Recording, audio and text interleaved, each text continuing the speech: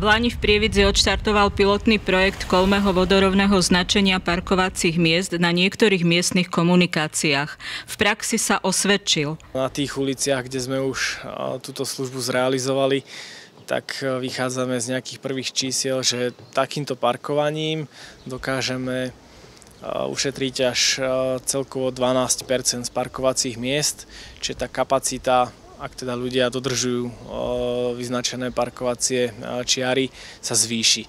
Správca miestnych komunikácií Technické služby mesta Prievidza pokračujú v značení aj tento rok. Koľmé parkovacie miesta vyznačujeme momentálne v časti Nové Mesto, postupne prejdeme aj na sídlisko Zápotočky. Okrem koľmých parkovacích miest v časti Nové Mesto robí správca aj striekanie dopravného značenia na priechodoch pre chodcov v celom meste Prievidza. Tieto práce by mali byť hotové v letných mesiacoch.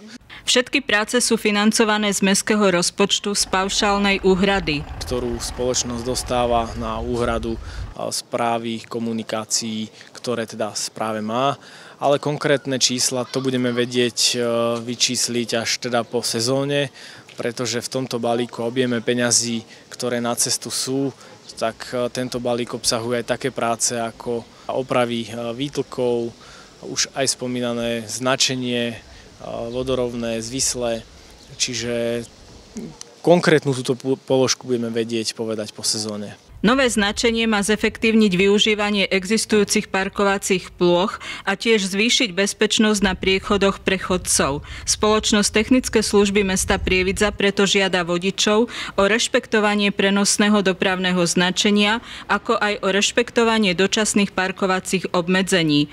Bezohľadnosť niektorých vodičov značne predlžuje realizáciu prác.